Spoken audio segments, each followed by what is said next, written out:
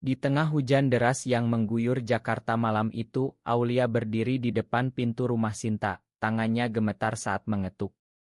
Pintu terbuka dan Sinta, dengan wajah pucat, menatapnya seolah melihat hantu dari masa lalu. "Aku mencintaimu, Sinta," kata Aulia dengan suara parau, air mata bercampur hujan di pipinya, "sejak kita kecil, dan aku tak bisa lagi menyembunyikannya." Sinta mundur selangkah, hatinya berdegup kencang. Mereka telah berteman selama 25 tahun, sejak sekolah dasar di Bandung dan kini, di usia 35, pengakuan ini seperti bom yang meledak di tengah kehidupan stabilnya. Sinta sudah menikah dengan Rian, seorang pengusaha sukses, dan memiliki seorang anak perempuan berusia 5 tahun. Pernikahannya tampak sempurna di mata masyarakat, tapi di balik itu ada retak-retak yang tak pernah dia akui. Aulia, sahabat karibnya, selalu ada di sisinya, mendukung saat Sinta menghadapi tekanan dari keluarga untuk menikah dini, dan bahkan menjadi saksi di pernikahannya. Tapi sekarang kata-kata itu mengguncang segalanya. "Aulia, apa yang kamu bicarakan? Ini gila." Sinta berbisik keras, menarik Aulia masuk ke rumah agar tetangga tak mendengar. Ruang tamu yang biasanya hangat kini terasa dingin. Aulia duduk di sofa, tubuhnya basah kuyup, matanya penuh penyesalan tapi juga tekad. "Aku tahu ini salah waktu, tapi aku tak tahan lagi. Setiap kali melihatmu dengan Rian, hatiku hancur. Aku mencoba melupakan, tapi tak bisa. Ingat saat kita kuliah di UI. Saat kita berdua tinggal di kos yang sama, dan aku selalu menjagamu. Itu karena aku mencintaimu lebih dari sahabat." Sinta menggelengkan kepala, pikirannya berputar. Dia ingat masa itu, malam-malam panjang belajar bersama, tawa di kai kampus, dan pelukan hangat saat salah satu dari mereka sedih. Tapi dia selalu menganggap itu persahabatan biasa. Di Indonesia, di mana norma masyarakat masih kuat dipengaruhi agama dan tradisi, hubungan seperti ini adalah tabu. Keluarganya, keluarga konserati dari Jawa Barat, akan mengutuknya jika tahu. Ayah Sinta, seorang pensiunan pegawai negeri, selalu menekankan nilai-nilai keluarga tradisional. Perempuan harus menikah dengan laki-laki, punya anak, dan menjaga nama baik, katanya dulu. Aulia, di sisi lain, berasal dari keluarga yang lebih liberal di Jakarta, tapi bahkan dia pun berjuang dengan identitasnya. Dia pernah mencoba berkencan dengan pria, tapi selalu gagal. Pekerjaannya sebagai desainer grafis memberinya kebebasan, tapi di balik itu, dia kesepian. "Aku tak mau merusak hidupmu, Sinta. Tapi aku harus jujur. Kalau tidak, aku akan gila." Malam itu, mereka berbicara berjam-jam. Sinta mendengarkan cerita Aulia tentang perjuangannya, bagaimana dia menyadari orientasinya di usia remaja, tapi menyembunyikannya karena takut kehilangan sahabatnya.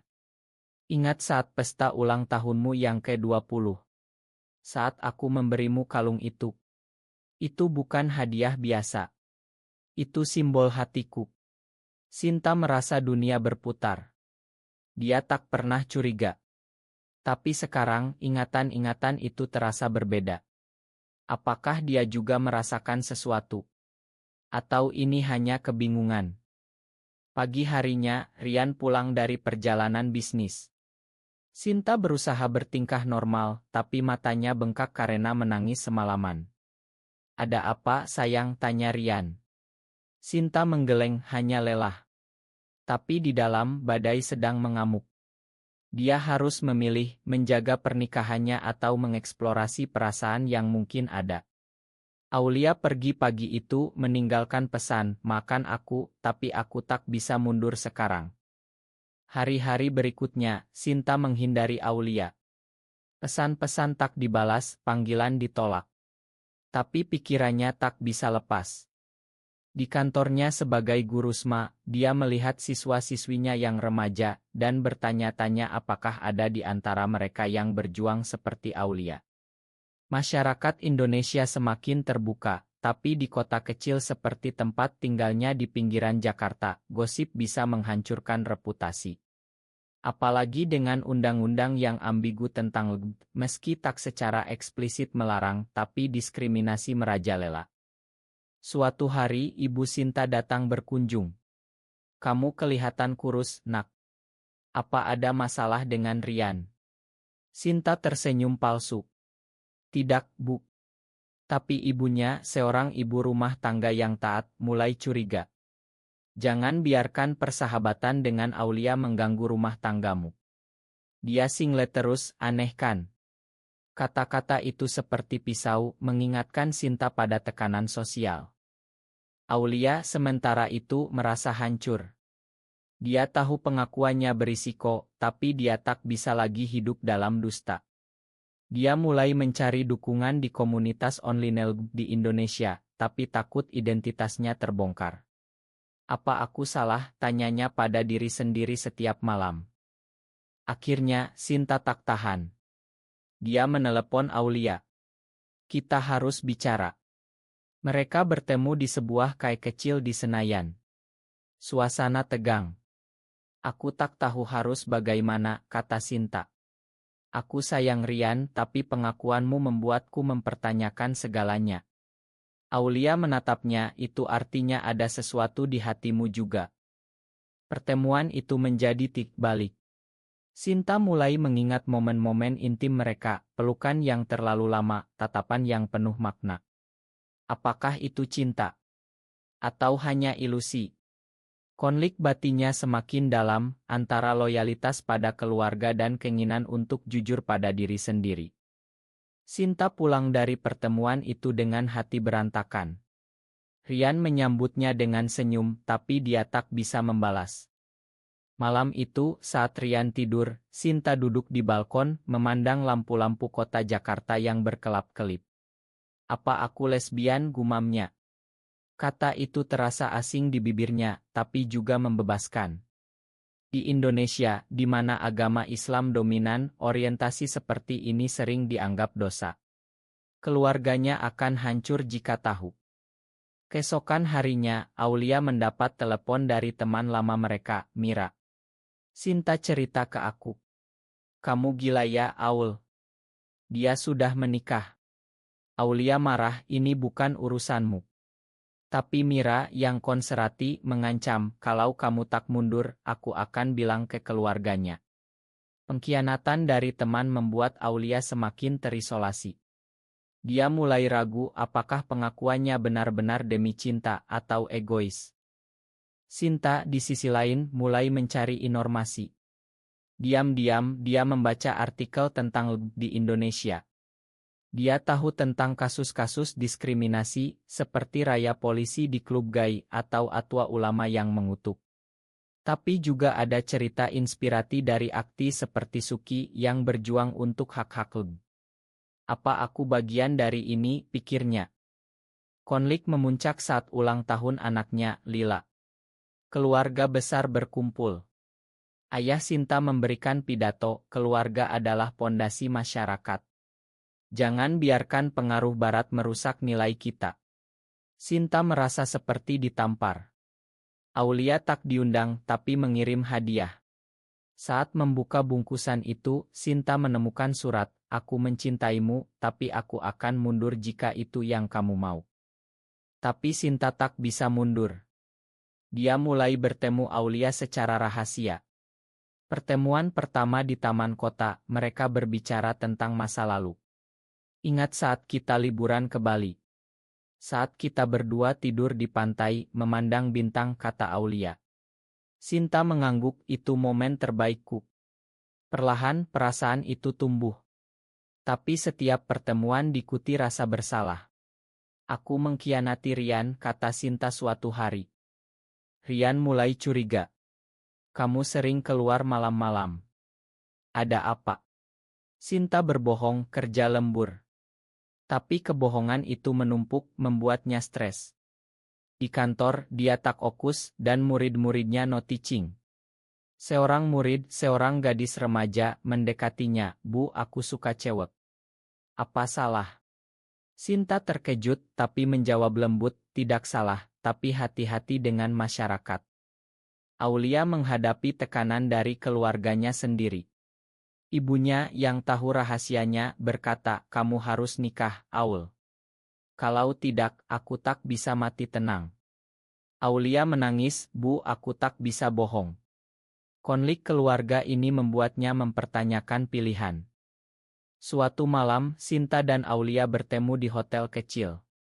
Bukan untuk apa-apa, hanya bicara. Tapi Rian mengikuti. Dia melihat mereka masuk bersama. Marah besar, dia pulang dan menunggu. Saat Sinta pulang, konfrontasi terjadi. "Siapa dia? Kenapa kamu bohong?" Sinta menangis, "Dia sahabatku." Tapi Rian tak percaya. "Aku tahu ada yang salah. Kita harus cerai jika begini." Sinta hancur. Dia tak mau kehilangan keluarga, tapi juga tak mau kehilangan Aulia. Pilihan itu seperti pedang bermata dua. Dia memilih diam dulu, tapi tekanan semakin besar. Teman-teman mulai bergosip. "Sinta aneh akhir-akhir ini," kata mereka. Aulia merasa bersalah, memutuskan mundur. "Ini terlalu berat untukmu," katanya pada Sinta. Tapi Sinta menolak, "Jangan tinggalkan aku sekarang." Hubungan mereka semakin rumit, penuh emosi dan perdebatan. "Apa kita layak untuk ini? Apa masyarakat akan terima?" tanya Sinta. Di tengah itu, ayah Sinta sakit. Di rumah sakit, dia berkata, "Jaga keluargamu, nak." Sinta merasa terjebak. Apakah dia harus mengorbankan cintanya demi keluarga?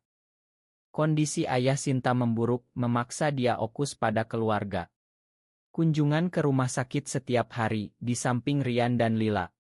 Tapi pikirannya tetap pada Aulia.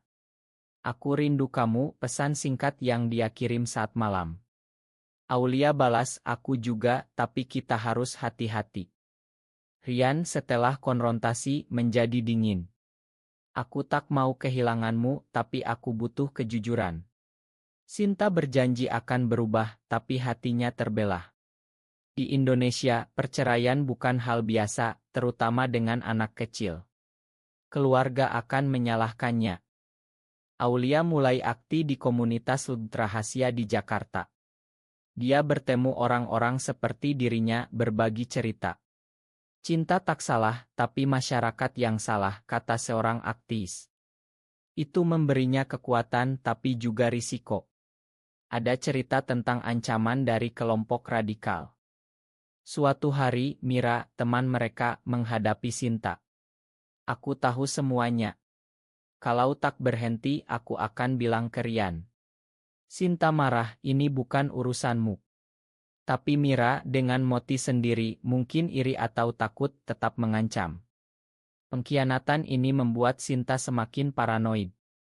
Konflik memuncak saat pesta keluarga. Ayah Sinta pulih dan mereka rayakan. Tapi di sana, Ibu Aulia hadir sebagai tamu. Aulia bilang dia single karena pilihan, tapi aku khawatir, katanya pada Ibu Sinta. Gosip mulai beredar. Sinta panik. Malam itu, dia bertemu Aulia di mobil. "Ini terlalu berbahaya. Kita harus putus." Aulia menangis, "Putus apa? Kita bahkan belum mulai." Debat sengit terjadi. "Kamu pilih keluarga atau aku?" tanya Aulia. Sinta tak bisa jawab. Keesokan, Rian menemukan pesan di ponsel Sinta. "Aku mencintaimu." Dari Aulia. Amarah meledak. "Kamu lesbian. Dengan sahabat kita." Sinta menangis, mengakui semuanya. Rian hancur, "Aku tak bisa terima ini. Ini dosa." Pertengkaran hebat. Rian pergi ke rumah orang tuanya, bawa Lila. Sinta sendirian, merasa dunia runtuh. Dia hubungi Aulia, "Semuanya hancur karena kita." Aulia datang, memeluknya. Untuk pertama kali, mereka berciuman. Itu momen penuh emosi, tapi juga rasa bersalah. "Apa ini benar?" tanya Sinta. Aulia, "Cinta tak pernah salah." Tapi realitas menampar. Keluarga Sinta tahu dari Rian. Ayahnya marah, kamu membawa malu keluarga. Ibu menangis, kembalilah ke jalan yang benar. Sinta diusir dari rumah keluarga. Dia pindah ke apartemen kecil dengan Aulia. Tapi kehidupan baru ini penuh tantangan. Pekerjaan Sinta terganggu, murid-murid bergosip. Bu Sinta lesbian. Bisik-bisik itu menyakitkan. Aulia juga kehilangan klien karena rumor. Masyarakat tak siap, katanya. Mereka berjuang finansial, emosional. Di tengah itu, Lila sakit. Rian ingin Sinta kunjungi, tapi dingin. Kamu pilih jalan ini, tanggung sendiri. Sinta hancur melihat anaknya. Konflik internal semakin dalam. Sinta bertanya, apa aku salah memilih? Aulia, kita harus kuat. Tapi tekanan sosial meningkat. Teman-teman menjauh, keluarga memutus hubungan. Mereka merasa seperti orang buangan di negeri sendiri. Hidup bersama Aulia membawa kebahagiaan baru bagi Sinta, tapi juga penuh luka. Pagi-pagi mereka minum kopi, berbicara mimpi. Somedai, masyarakat akan berubah, kata Aulia. Tapi realitas berbeda. Di Jakarta, demonstrasi anti-LGBT sering terjadi, membuat mereka takut keluar rumah. Rian ajukan cerai.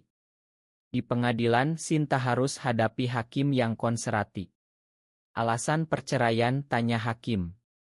Ketidakcocokan. Tapi rumor menyebar. Sinta kehilangan hak asuh Lila sementara. Hati Sinta hancur.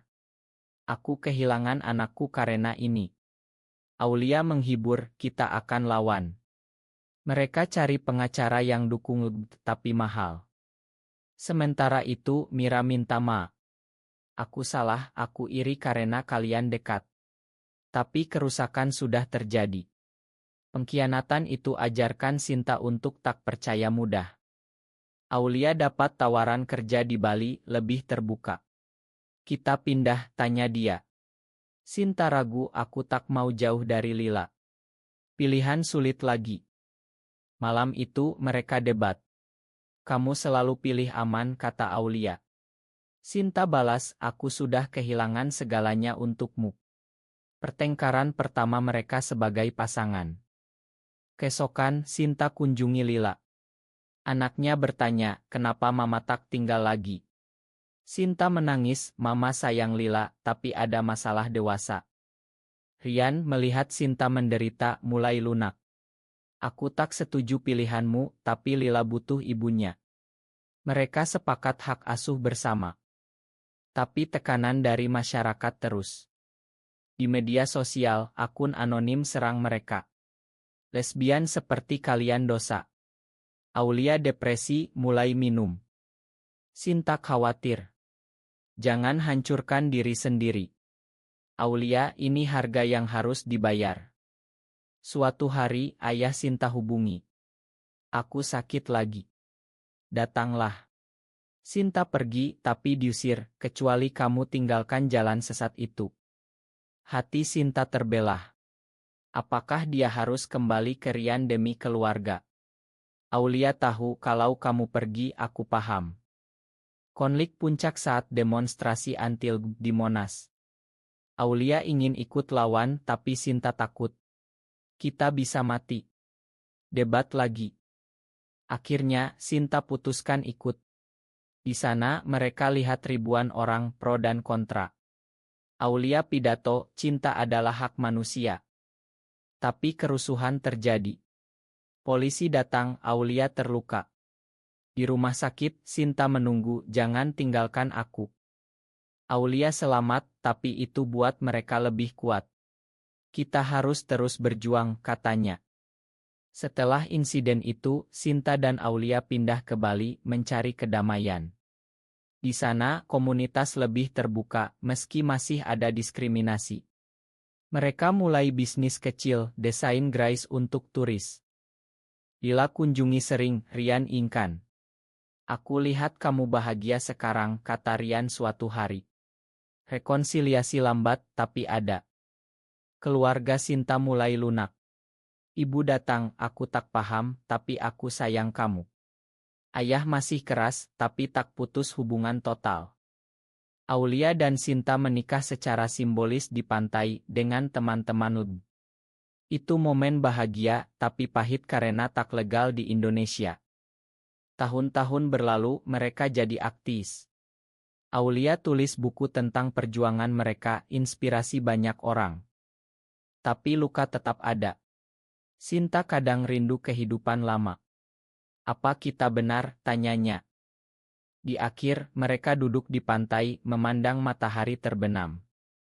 Cinta kita layak segala pengorbanan, kata Aulia.